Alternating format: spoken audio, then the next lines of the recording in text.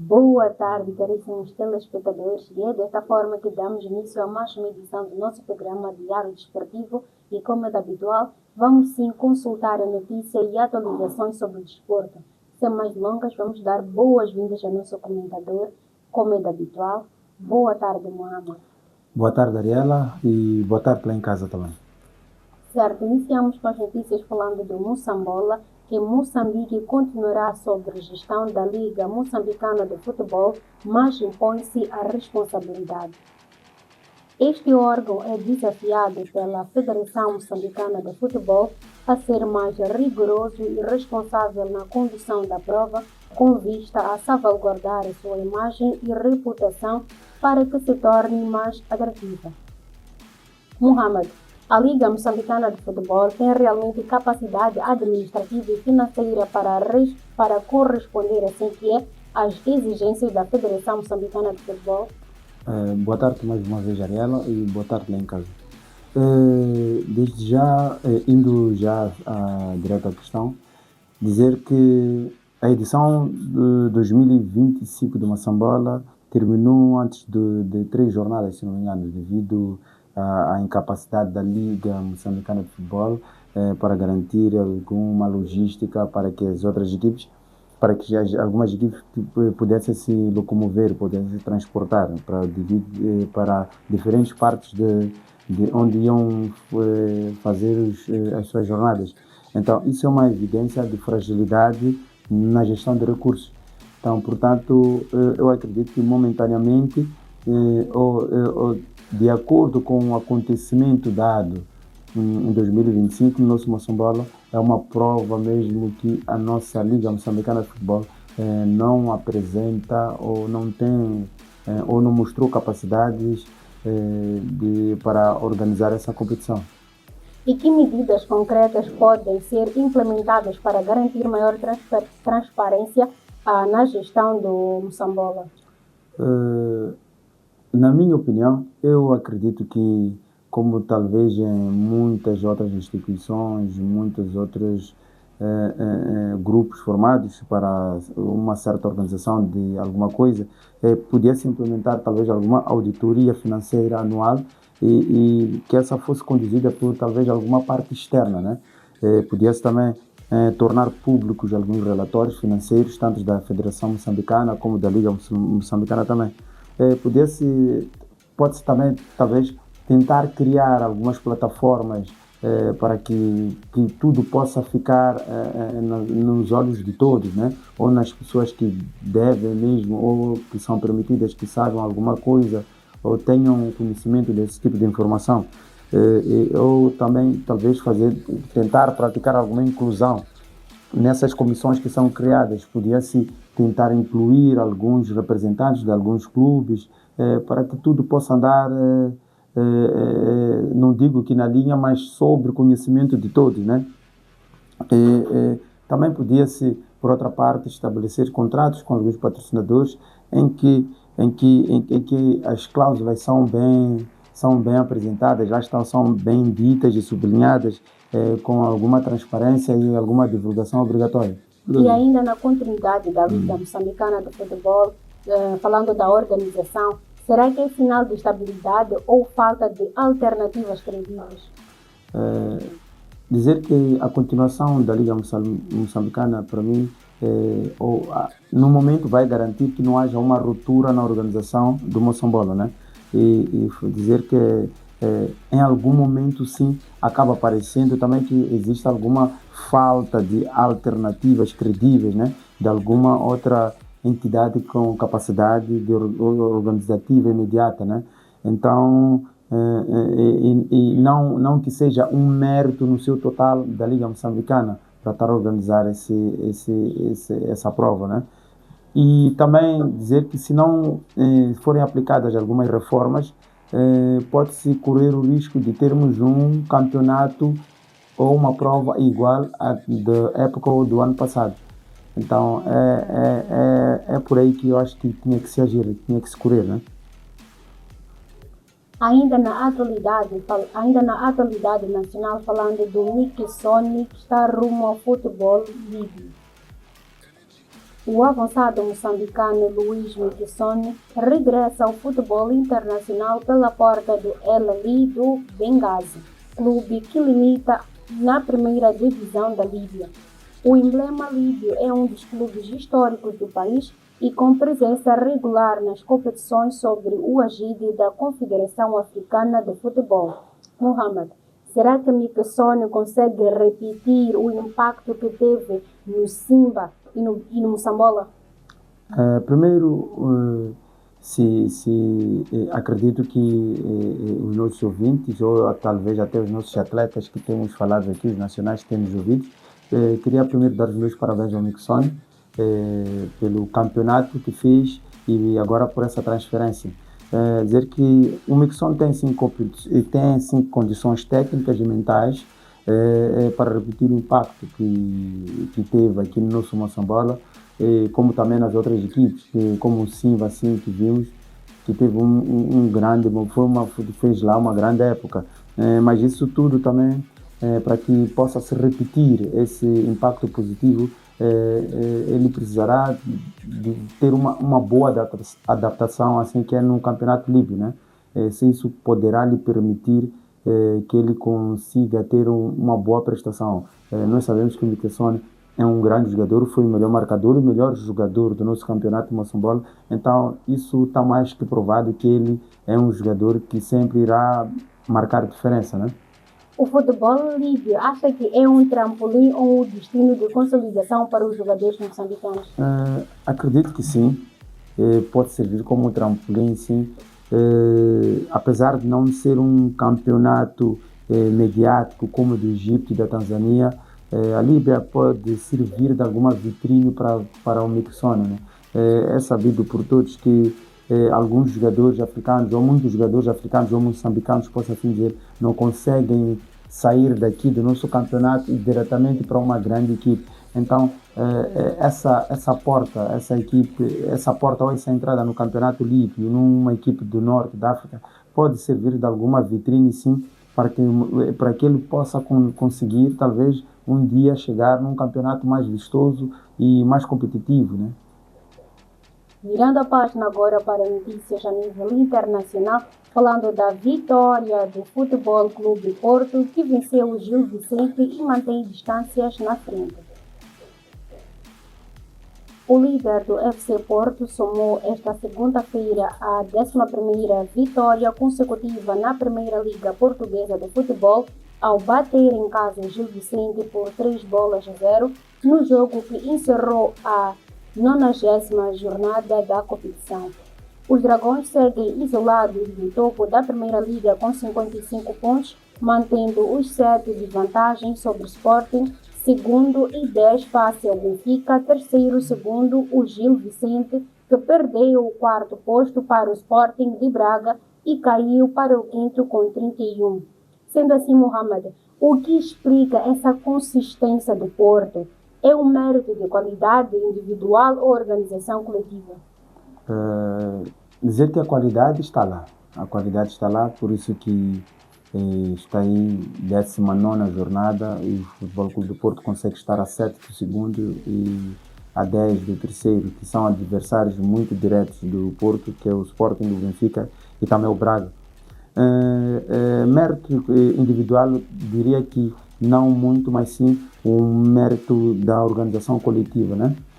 O Porto nesta época teve algumas mudanças de treinadores e foi essa mudança que trouxe uma mentalidade diferente. O Porto agora apresenta-se de maneira muito mais conjunta, muito mais equipe que na época passada, que nas outras épocas que não conseguiu se encaixar, se calhar no top 2, 3. Então, o que posso dizer que isso é fruto de mais um coletivo, é um grupo muito coeso que ali se formou, que aí que se criou e está a dar esses resultados.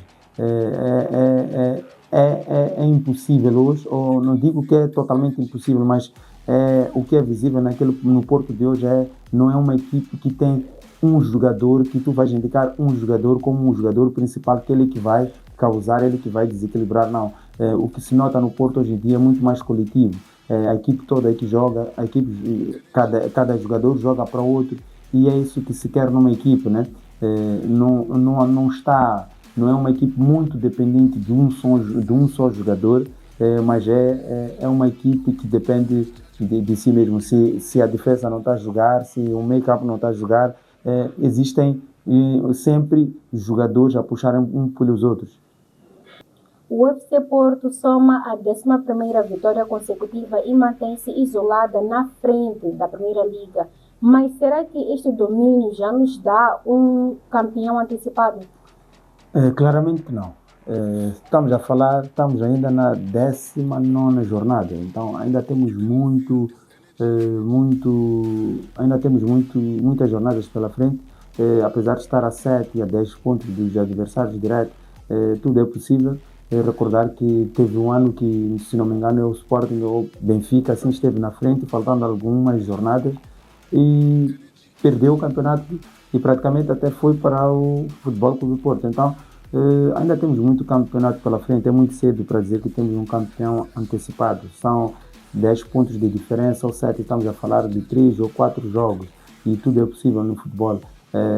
As pernas cansam, o ritmo baixa, então vai chegar um tempo que alguma coisa vai começar, a fadiga começa a acusar. Então não podemos dizer ou afirmar categoricamente que já estejamos numa situação de um campeão antecipado, não. Falou do Sporting e do Benfica. E para os adeptos rivais, será que ainda há esperança de eles recuperarem? Claro que sim.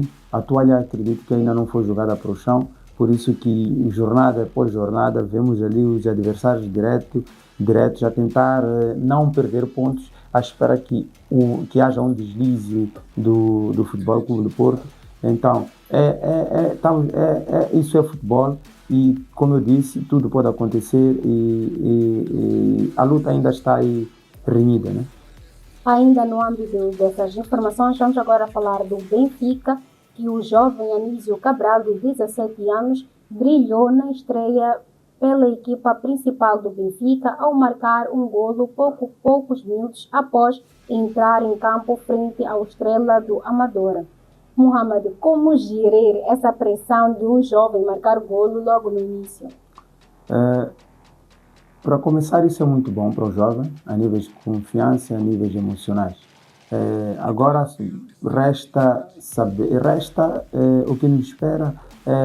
Todos nós esperamos que a equipe técnica do Benfica saiba trabalhar com o mental desse jogador. É um jogador novo, está numa altura em que estão a surgir muitos jogadores novos, e o que resta fazer é trabalhar no seu mental para que continue com os pés no chão, para que não se deixe levar com algum protagonismo, com algum brilhantismo. É sabido que estamos numa fase em que estão a surgir muitos jovens e existe alguma competição amigável, sim, de querer sempre sair na frente um do outro. Então, o que resta fazer com esse jovem, tanto com todo jovem que está se ingrar agora no desporto ou qualquer modalidade, é saber gerir os níveis emocionais para que não se possa perder nos maus caminhos.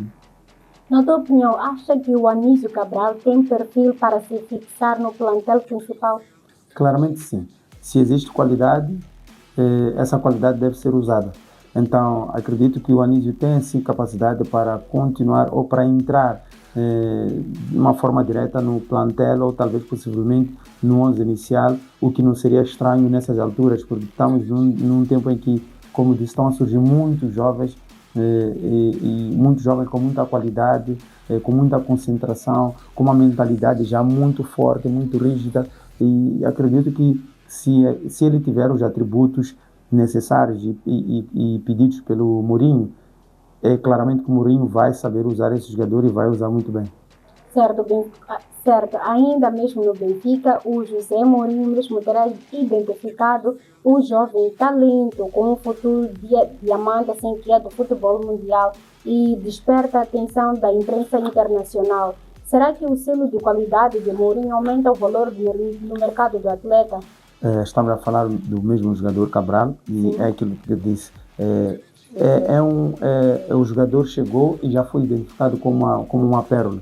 E o selo Mourinho claramente que conta em todo mundo. Ser identificado por um treinador de alto gabarito como Special One é muito gratificante, acredito, para todos os jogadores. E claro que esse valor do jogador vai aumentar tanto no mercado e em qualquer sítio, porque é um jogador, estamos a falar do Mourinho, ele foi identificado pelo Mourinho. Se o Mourinho não toca, não pega, ele não olha para qualquer coisa. Nós estamos habituados que o Mourinho já identificou muitos bons jogadores. Recordo quando chegou no Chelsea, ele conseguiu ver jogadores que alguns eram até trabalhadores operários. E Mourinho soube pegar, soube identificar a eles e fez um campeonato muito excepcional nessa altura pelo Chelsea, com alguns jogadores sem renome, mas com algum trabalho, com alguma capacidade ou com alguma qualidade que ele precisava, né?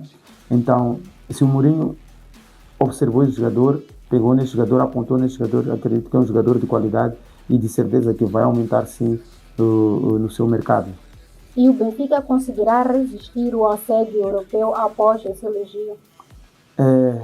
É uma questão muito interessante e mesmo, no meu ver, pelo aquilo que o Benfica pelo aquilo que Benfica tem se apresentado, como o Benfica tem se apresentado perante alguns jovens ou alguns jogadores, o Benfica é uma equipe que nos habituou a vender, certo? O Benfica, até um dado momento, há quem diz que o Benfica pode até perder, mas se no final da época as contas estarem no positivo, estarem no ativo, está tudo bem. Então, se esse jogador for a sofrer algum assédio ou muito assédio e isso já vai depender do valor que possa vir ser cobrado por ele.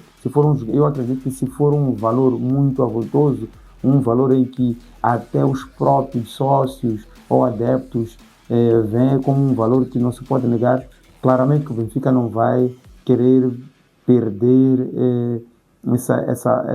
essa oportunidade de encher os seus cofres, né? Então, eu acredito que vai mesmo depender daquilo que vai ser a cláusula desse jogador, que é o valor no mercado desse jogador. Está mesmo na Europa em uma semana decisiva, porque os clubes portugueses fazem contas ao futuro na derradeira jornada. O Sporting precisa de vencer o Atlético de Bilbao para garantir o apuramento direto, enquanto o Benfica tem contas muito difíceis, mesmo vencendo o Real Madrid. Na Europa, o Braga e o Porto estão melhor posicionados, com os minhotos a dependerem apenas de si próprios para garantir seguir em frente. Na tua opinião, será que as equipas portuguesas vão conseguir os seus objetivos? Gostaria eu que sim, porque isso ia aumentar até aquilo que é a posição, talvez, no ranking de Portugal. Mas são 4 equipes que estão em posições diferentes. O Sporting sabemos que já acabou garantindo, tanto se perder como se ganhar, acaba garantindo o lugar nos playoffs. A parte difícil, acredito que esteja mais o Benfica. O Benfica precisa ganhar, mas depende também de algumas coisas, só que em contrapartida vai encontrar uma equipe muito, mas muito preparada, que é o Real Madrid. E o Real Madrid já sabemos todos que é a senhora da Liga dos Campeões, é o dono da Liga dos Campeões, como tem dito, né? Não estou a dizer que são, mas como tem sido dito assim pelos adeptos. O Braga, por sua vez, encontra-se numa posição em que depende de si mesmo e talvez, e acredito com o adversário que vai encontrar pela frente, é um adversário que o Braga pode sim sair vitorioso e acredito que o Braga pode vir a conseguir, tanto como o Porto. O Porto também vai encontrar uma equipe em que, em condições normais, o Porto entra neste jogo como favorito. Então, a única equipe que acaba estando assim, não sei se posso dizer assim, em maus lençóis é o Benfica, que encontra o Real Madrid e tanto o Benfica, tanto o Real Madrid vão querer pontuar nesse jogo. Então, era bom que todas as equipes conseguissem, mas infelizmente são coisas do futebol e só podemos esperar para ver o que vai acontecer. E ainda sobre as competições europeias, dizer que amanhã, quarta-feira, vai se jogar e são sim 18 jogos que vão decorrer em simultâneo da última rodada da Liga dos Campeões e desde já desejar a todos os adeptos dessas equipas uma boa sorte e nós, como a Mais Desporto TV, estaremos aqui para lhe atualizar de tudo o que estará a acontecer. Voltando para as notícias, falando agora do Brasil, indo para o Grêmio. O técnico português Luís Castro pediu desculpas publicamente no Brasil após utilizar a expressão dia negro para comentar uma derrota do Grêmio, o que gerou forte reação negativa. Mohamed, a linguagem de Portugal ainda é uma barreira no futebol brasileiro? Gostaria de dizer que não, mas infelizmente ainda assim, e dizer que não é a primeira vez que acontece uma situação dessas, não me recordo bem. Gostaria mesmo de trazer a situação passada, mas sim, algumas expressões portuguesas e brasileiras ainda se confrontam, né? Então, foi o que aconteceu e foi uma expressão que o treinador usou e a massa associativa, tantos adeptos, não viram aquilo com bons olhos, entenderam de uma outra maneira e criou isso que é essa pequena confusão. Mas acredito que depois de explicado, depois de ter aparecido, apresentar os pedidos de desculpa, seja uma coisa, seja algo que já tenha sido percebido por parte de todos, né? Infelizmente é uma barreira ainda que existe entre os países de CPLPs, alguns países de CPLPs, e recordar que o Portugal adotou uma maneira de estar no seu dicionário e o Brasil tem uma outra maneira de estar muito própria, muito original. Então é normal que essas expressões, essas linguagens causem esse tipo de confusão. E acha que esta polêmica pode afetar aquilo que é o foco da equipa no campeonato? Claramente que não. Acredito que desde o momento que se vai ao público, vai se pedir, apresenta-se pedido de desculpa e cria-se condições para que se possa ter um entendimento universal sobre a expressão. Acredito isso que não vai interferir naquilo que é o foco da equipe no campeonato, porque isso foi uma questão de uma expressão e que não pode, em momento algum, entrar para o campo. E como é que deve ser feita a gestão de crises deste caso, né, de comunicação? Infelizmente, talvez não existe um documento ou uma maneira que se possa evitar essas coisas, porque estamos a falar de um português que nós sabemos como é que são os treinadores portugueses e tanto os treinadores brasileiros têm as suas expressões. Isso é nada mais, nada menos que a diferença de dicionários, né? A diferença de dicionários é que causou isso. Então, acredito que o treinador Luís Castro saberá melhor como gerir essa situação, sem que seja preciso atingir pontos mais altos da organização ou algo mais profundo, né? Indo agora para o Sevilha, o Sérgio Ramos estará a negociar um acordo para se tornar o proprietário do Sevilha, clube onde é ídolo, marcando a transição histórica de jogador para gestor. Mohamed, o Sérgio Ramos tem perfil certo para gerir um clube da La Liga? Dizer que, pronto, o Sérgio Ramos acaba voltando para um clube em que o viu criar. Acredito que ele irá fazer todo o trabalho necessário, suficiente e para que possa alavancar a equipe. Ele dará a vida, acredito que dará a vida, dará a sua alma por esse Sevilha, para que possa se tornar e para que o Sevilha possa se tornar tanto uma equipe competitiva e uma equipe de respeito. E ele talvez irá fazer-se sentir ou fazer-se tornar que as pessoas lhe vejam como a cara ideal para estar no Sevilha, né? Então, acredito que ele pode até não ter perfil, não sei se assim posso dizer, mas fará de tudo para que os adeptos, a massa associativa, lhe reconheça como a real cara ideal para o Sevilha.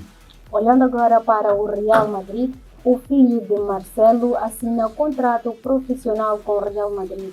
Mohamed, acha que o apelido Marcelo ajuda ou coloca pressão extra no jogador jovem Liam? Claramente que acabamos colocando uma pressão. Nós estamos a falar de um filho de um jogador como um simples Mohamed ou um simples outro qualquer jogador. Estamos a falar do filho de Marcelo. É sabido por todos que o Marcelo foi um senhor no Real Madrid, foi dono da posição em que jogou durante muito tempo, titular indiscutível, ganhou muitos títulos, muitos troféus lá. Então, sendo o filho do Marcelo, é quase que ter que garantir ou ter que mesmo fazer valer a expressão filho do peixe sabe nadar. Então é nessa encruzilhada que o Liam se encontra. Ele vai ter que mostrar que era o filho do Marcelo mesmo. Então a pressão em algum momento sempre vai cair por cima dele, né? Temos exemplos de jogadores, de filhos de jogadores como o Cristiano Ronaldo, como o próprio Messi, como os filhos do Gaúcho. São esses filhos que não são filhos de pessoas normais, não foram filhos de jogadores normais, então eles têm quase que a obrigação de fazer, de mostrar aquilo que os seus pais foram, né? E jogar quase a metade, ou mais que a metade daquilo que os seus pais foram. Sabemos que nem sempre isso é diretamente proporcional, mas pronto, terão que fazer, terão que dar a vida para que sejam, que cheguem pelo menos um pouco daquilo que os pais fizeram. Fazendo assim uma avaliação, acha que o Liam tem características técnicas semelhantes à do pai ou ele é um perfil diferente? Eu acredito que estamos a falar de perfis diferentes. Primeiro dizer que o Liam é um avançado e o Marcelo, estamos a falar de um defesa esquerdo, embora que tenha tido muitas características ofensivas, pisou muito também muito na frente do campo, mas estamos a falar de um defesa e enquanto que o Liam é um avançado. Obviamente que possam ter algumas semelhanças, mas eu acredito que ou tenho a certeza que estamos a falar de jogadores ou de pessoas com perfis diferentes, sim. Olhando agora para a FIFA, falando do Conselho de Blatter aos adeptos que pensam ver os Jogos do Mundial 2026 no GUA. O antigo presidente da FIFA, Joseph Blatter, insistiu nesta segunda-feira os adeptos do futebol a evitar os Estados Unidos durante o Campeonato do Mundo de 2026 por razões de segurança.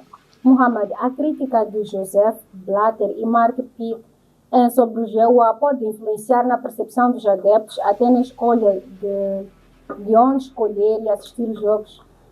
Claramente que sim. Se formos a ver, o Blatter simplesmente sublinhou algo que o Mark Pitt, que é jurista, que trabalhou com o Joseph Blatter em 2011 a 2014, né? Foi convidado para trabalhar na luta contra a corrupção, né? Que ajudou o Blatter na reforma do organismo que tutela o futebol mundial, né? Esse Mark Pitt diz que a marginalização dos adversários políticos e abuso dos serviços de imigração dos Estados Unidos não incentivam os adeptos a estarem na presente competição. E acredito que até um dado momento eles acabam tendo alguma razão, porque sabemos todos nós o que é que está a acontecer lá nos Estados Unidos, sabemos quais foram as restrições impostas a alguns países que vão participar, alguns países e consequentemente alguns são esses países que estão lá, vão estar lá no Mundial. Então isso essa afirmação vai mesmo colocar nos adeptos, pode vir a colocar nos adeptos algum poder de escolha de onde posso, onde vou, onde me sinto bem assistir. Já não é só sobre os Estados Unidos, que estarei num país com boas infraestruturas, boas condições, mas sim de onde vou me sentir bem ou não. O México e o Canadá podem ser beneficiados em termos de imagem e turismo, caso realmente os adeptos evitem o GUA. Claramente que sim, acabam tendo vantagem porque, olha, se eu vejo que não, nos Estados Unidos corre o risco de, se não for se não for a cumprir alguma regra imposta pelo seu presidente, eu posso vir a ser deportado por alguma coisa que talvez até eu ache que esteja correto, mas de acordo com as múltiplas restrições que estão a ser impostas nesse momento nos Estados Unidos, acredito que não seja um país que vá dar algum conforto nos adeptos, né? Então, nisto tudo, quem acaba saindo em vantagem é o Canadá e o próprio México, que acabam sendo países mais acolhedores, pronto, países falando assim diretamente do México, um país que vive em festa. Então, acredito que esses países, sim, poderão sair sem vantagem. Será que a FIFA, ao apostar no poder econômico do GUA, negligenciou o impacto da percepção política e corre o risco de ver o Mundial 2026 marcado por divisões assim que é ao invés de união? Claramente que sim. Em algum momento já havia saído uma declaração de alguns dos dirigentes em que dizia que o atual presidente da FIFA somente pensou na parte financeira, e se assim foi, claramente que esta parte acabou negligenciando assim que é aquilo que é o momento atual que se vive nos Estados Unidos. Eu acho que até ele neste dado momento deve estar a pensar, deve estar talvez a matucar-se, ou a pensar ou a repensar e aí, se o Mundial ainda deve se jogar nos Estados Unidos ou não, porque não é de agrado nenhum aquilo que está a acontecer agora nos Estados Unidos e se isso continuar, podemos ter uma situação vamos ter um Mundial mais de tensão do que de outra coisa, né? Então, eu acho que talvez colocou-se sim a parte financeira por frente do futebol, que pronto, felizmente ou infelizmente o futebol também é para trazer os ganhos financeiros, mas em algum momento ele pode ter feito isso sem pensar muito no que está a acontecer lá. Acredito que ninguém gostaria de estar num sítio onde está-se a viver momentos de tensão. Nenhum adepto gostaria de estar num país em que a qualquer momento talvez pode vir a ser ele mesmo ter que ser deportado enquanto que fez os seus investimentos para poder estar lá a assistir o Mundial, né? Estamos mesmo na reta final do nosso programa. Mohamed, últimas considerações. Agradecer mais uma vez pela presença aqui no programa, mandar os habituais cumprimentos para a turma de Ciência do Desporto, Faculdade de CID, Universidade do UEM, mandar beijinhos para casa e prometer voltar cá mais vezes. Nós é que agradecemos por ter aceito o convite e é desta forma que colocamos um ponto final a mais uma edição do Diário Desportivo e voltamos amanhã à mesma hora. Até lá!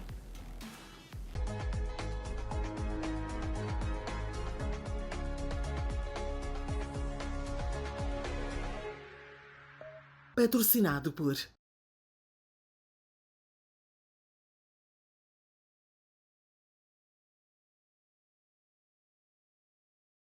Apoio